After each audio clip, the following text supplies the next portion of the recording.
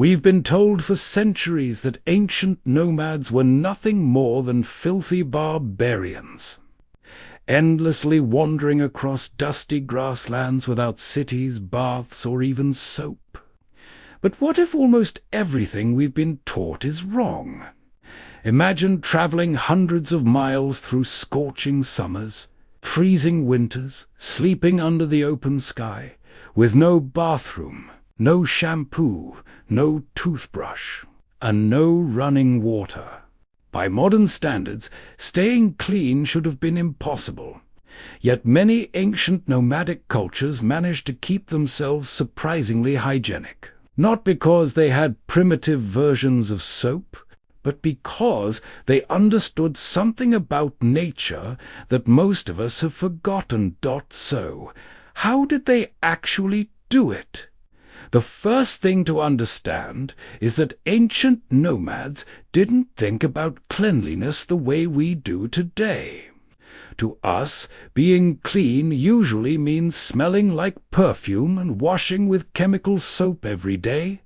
For them, clean meant staying healthy, avoiding disease, preventing skin infections, keeping parasites away, and making sure sweat, dirt, and oils didn't become dangerous during months of constant travel.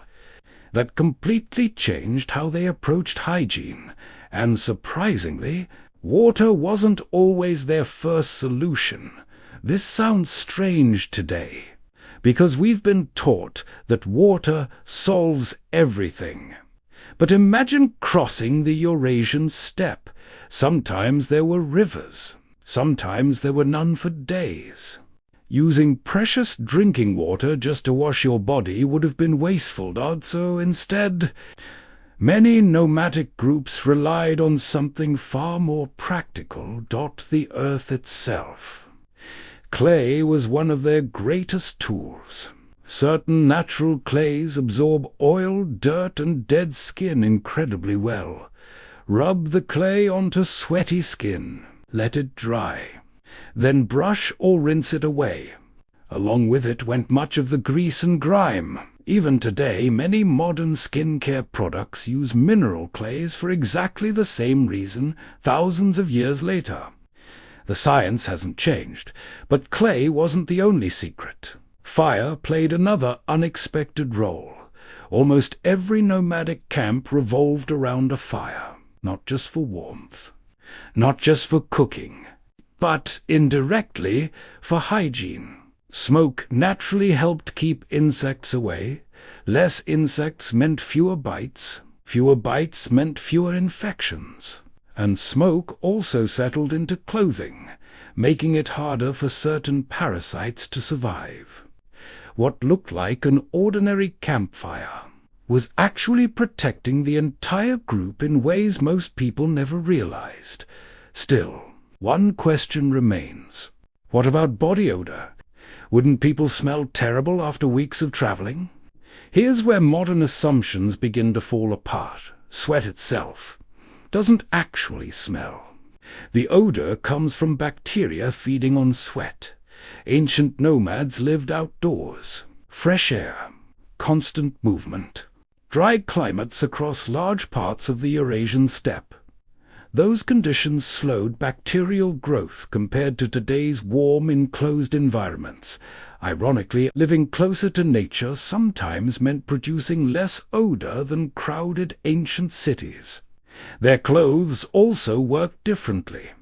Instead of owning dozens of outfits, they owned only a few, which sounds unhygienic until you see what they did. Clothing was regularly aired under direct sunlight. Ultraviolet light naturally kills many microorganisms. They brushed dust away, shook out insects, and repaired garments constantly instead of replacing them. To them. Maintaining clothing wasn't fashion. It was survival.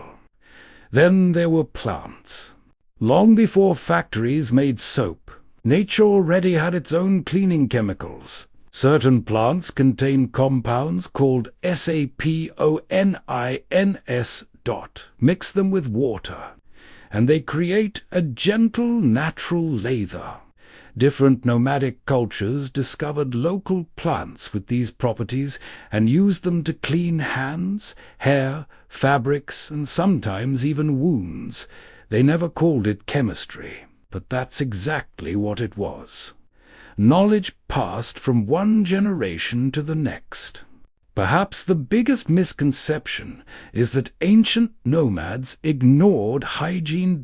In reality, poor hygiene could destroy an entire traveling group. One infected wound, one parasite outbreak, or one contaminated water source could threaten everyone's survival. Cleanliness wasn't about looking attractive. It was part of staying alive. Every habit, from using clay to managing campfires to choosing clean water, had been refined through centuries of experience, not inside laboratories, but across endless miles of open land. So, were ancient nomads cleaner than modern people? Not necessarily. They lived in a completely different world, with completely different challenges. They didn't have antibacterial soap, but they also didn't spend their lives inside crowded buses, offices, and polluted cities. Their hygiene wasn't built around products. It was built around understanding nature. And maybe that's the real lesson they left behind. Sometimes the smartest solutions aren't invented. They're discovered.